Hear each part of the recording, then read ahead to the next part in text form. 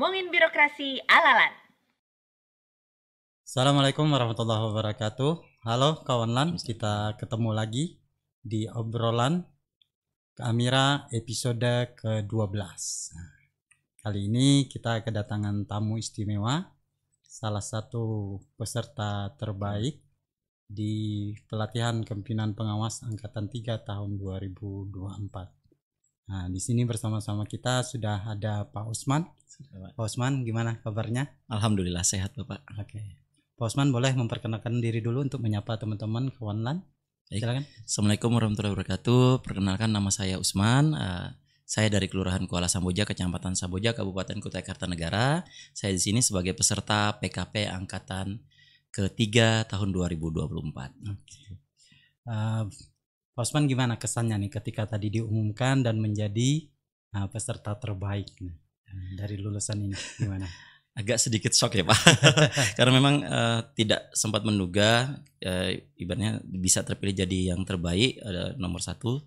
Saya sudah melihat teman-teman sebenarnya punya teman-teman sudah banyak yang lebih baik Pak dari saya. Kemudian aksi perubahan dari teman-teman saya anggap sih lebih baik dari punya saya, sehingga saya tidak menyangka bahwa nama itu akan diumumkan nama saya yang di situ Pak. Oke, ya.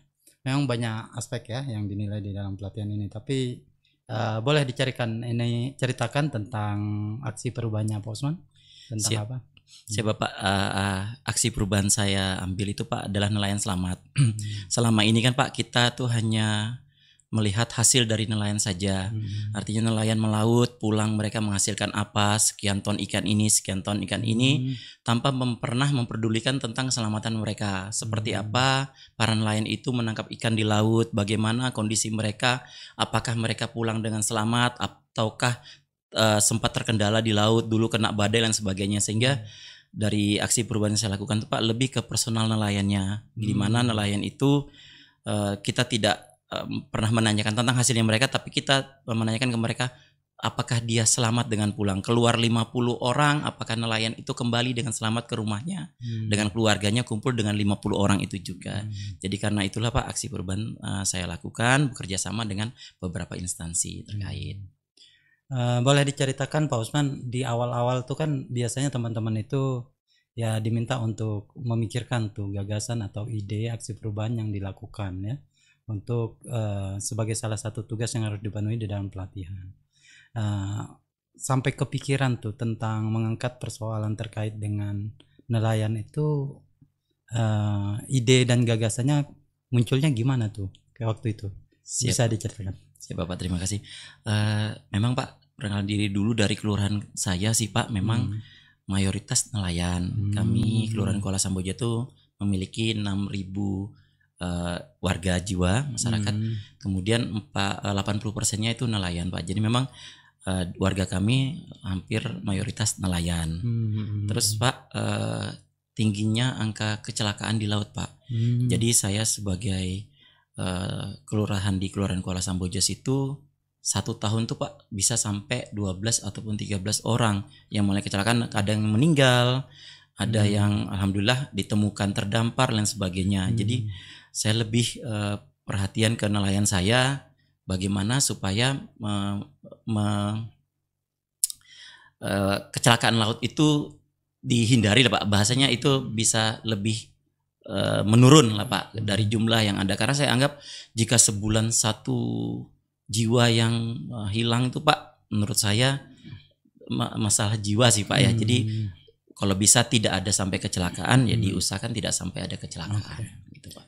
Oke, boleh diceritakan bentuk inovasinya seperti apa Pak Usman untuk mengantisipasi kecelakaan itu yang dilakukan? Untuk akper yang tahun ini sih Pak, saya ajukan kemarin sih sebenarnya saya mau pakai sistem aplikasi ya Pak ya. Ibaratnya seperti kita masuk di mall, masuk di mall itu 100 orang, keluar 100 orang kita mengetahui. Niat saya awalnya 100 orang nelayan keluar, kita mengetahui 100 orang yang masuk.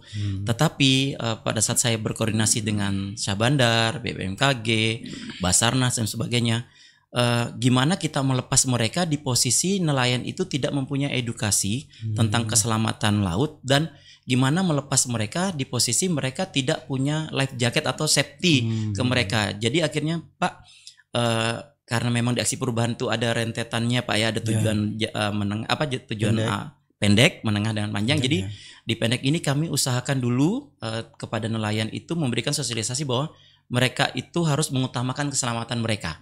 Hasil itu nomor 2, keselamatan dulu nomor 1. Setidaknya mereka tahu life jacket itu dibutuhkan. Edukasi tentang angin gelombang kencang di laut itu dulu mereka harus tahu. Setidaknya dihindari dulu hal-hal yang bisa merugikan nelayan itu sendiri, Pak. Itu dulu. Jadi bekerja sama dengan beberapa instansi itu kita ngadakan sosialisasi. Kemudian juga Pak, alur laut di wilayah kami itu banyak sekali alur perusahaan, Pak. Nah, terkadang dari kapal-kapal perusahaan itu mereka sudah punya jalur tersendiri. Sementara dari nelayan kami tidak mengetahui jalur itu. Jalur nelayan itu lebih taunya bahwa posisi di sini gitu kan Pak. Nama-nama tempatnya mereka ada, tapi di perusahaan itu kan Pak memang sudah ada tersedia jalurnya mereka. Nah, dari itu juga kami sosialisasikan juga tentang alur kapal perusahaan, sehingga nelayan kami pada saat malam hari misalnya gitu Pak, karena keterbatasan lampu biasanya itu dia menghindari area-area yang memang menjadi alur kapal perusahaan gitu Pak. Seperti itu. Oke. Pada saat pelaksanaan inovasinya Pak Usman, ada tidak tantangan atau kendala yang Pak Usman hadapi pada saat melakukan sosialisasi, edukasi kepada nelayan terkait dengan keselamatan mereka ketika berangkat untuk menangkap ikan? Siap Pak, kalau itu memang ada pasti Pak. Yang pertama itu Pak, kalau misalnya kami mau menggunakan aplikasi teknologi Pak, nelayan kami itu tidak bisa untuk menggunakan Android Pak. Mereka kebanyakan menggunakan HP center yang bertahan sampai 3 atau 4 hari. Karena kan Android Pak paling banter cuma 1 hari habis. Nah, sementara mereka terkadang bermalam di laut. Jadi mereka kebanyakan HP center. Otomatis untuk akses ke bmkg.co.id misalnya seperti itu kan Pak, untuk masalah badai, masalah tinggi air pasang dan sebagainya, mereka tidak bisa mengakses. Itu memang agak kesusahan seperti itu. Tapi berkat aksi perubahan kemarin Pak, dari arahan dari coach ataupun dari narasumber itu ada beberapa masukan. Setidaknya saya misalnya dari kelurahan tuh menyiapkan satu monitor di dermaga. Pada saat keluar itu setidaknya nelayan nanti memiliki informasi bahwa oh ya hari ini terjadi badai atau hari besok terjadi badai. Rencana kami untuk seperti itu ke depannya. Prediksi cuaca gitu. Prediksi cuaca untuk depannya. Juga termasuk informasi tentang keberadaan ikan Pak. Itu juga diperkenalkan kemarin pada saat disosialisasikan itu. Gitu. Ada juga aplikasinya Pak, bahwa di sini ada ikan jenis ikan sarden, ada jenis ikan trakulu dan sebagainya, itu ada di dalam aplikasi juga. Terus kendala yang berikutnya Pak, masalah pada saat dibagikan life jacket Pak. Life jacket yang ada itu Pak besar sekali, sehingga ruang gerak untuk nelayan sendiri itu tidak nyaman. Mereka melempar jala pada saat atau mungkin memancing dengan posisi life jacket yang besar itu tidak menyenangkan buat mereka Pak. Ruang gerak mereka tuh tidak bisa di atas kapal, sehingga mereka cenderung menggunakan jerigen Pak. Jerigen 5 liter yang kosong itu. Tapi karena ini memang tujuan dari kami kelurahan, kami meminta agar life jacket itu tetap dibawa di kapal, walaupun mungkin sebenarnya tidak kita sarankan untuk tidak dipakai. Tapi karena tergantung dari nelayannya Pak, kenyamanan mereka dalam hal menangkap ikan itu yang kami lebih anukan ke mereka. Seperti itu Pak kendalanya. Nah, nanti kedepannya apa yang sudah Pak Usman rencanakan untuk pengembangan inovasi yang ada ini? Untuk keberlanjutannya. Siap. Itu tadi Pak yang saya sampaikan, bahwa artinya layar informasi, papan layar informasi rencana memang kami akan adakan di dermaga Pak. Itu kan bisa dianggarkan dari kami untuk papan informasi itu, kemudian kami connectingkan dengan BMKG. Jadi di situ setiap kali nelayan keluar Pak, dermaga itu memang pas di muara. Posisi dermaga kami pas di muara, jadi papan informasi itu atau televisi informasi itu bisa dilihat nelayan bahwa oh ya di sana cuacanya kurang bagus atau bagus, besok bagaimana, kemudian jenis-jenis ikan apa saja yang ada di lautan, di posisinya di mana.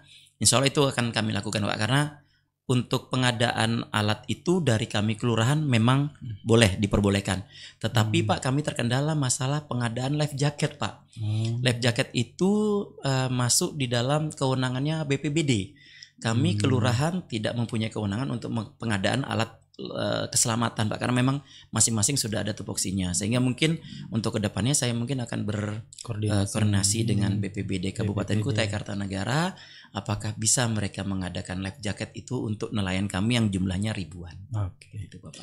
Oke, mungkin yang terakhir Pak Usman untuk mungkin bisa dibagi ke teman-teman kawan LAN terkait dengan tips-tips atau trik-trik supaya bisa sukses dalam menjalankan inovasi atau aksi perubahan.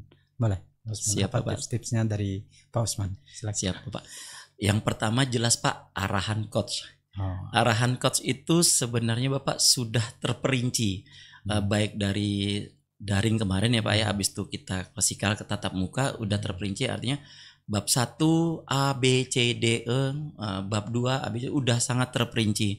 Tinggal kita menyesuaikan saja. Kemudian juga dari setiap kali kegiatan ataupun milestone yang kita laksanakan kan selalu berhubungan dengan 1H5W ya Pak ya. Setiap coach sudah menyampaikan itu, jadi kita tinggal menyesuaikan saja. Kemudian juga referensi contoh-contoh di LAN ini banyak Pak. Banyak, terkadang menyesuaikan juga dengan apa aksi perubahan di kita, sehingga kita bisa ngambil dari situ. Dan juga koordinasi dengan coach lebih utama deh kayaknya Pak. Setiap seminggu setidaknya minimal 2 kali seminggu koordinasi sama coach, menanyakan bahwa apakah ini benar atau tidak. Jadi kemarin sempat saya seperti itu Pak, izin coach ini apakah sudah benar atau tidak, sehingga coach itu langsung ngasih masukan jika memang itu tidak sesuai dengan permintaan di aksi perubahan itu sendiri. Seperti itu Bapak. Baik, terima kasih banyak Pak Usman sudah berkenan hadir hari ini untuk berdiskusi ya, untuk ngobrol dan juga berbagi informasi dengan kawan-kawan LAN ya. Mudah-mudahan informasi yang sudah kita share hari ini bisa memberikan manfaat bagi teman-teman atau kawan-kawan LAN di luar sana. Oke, kawan LAN, demikian obrolan kita pada hari ini ya, di acara atau kegiatan obrolan Amira episode ke-12 ya. Mudah-mudahan bisa memberikan inspirasi dan juga informasi penting buat kita terkait dengan aksi perubahan maupun terkait dengan inovasi. Sampai jumpa lagi di obrolan Amira di episode berikutnya. Sampai jumpa. Assalamualaikum warahmatullahi wabarakatuh.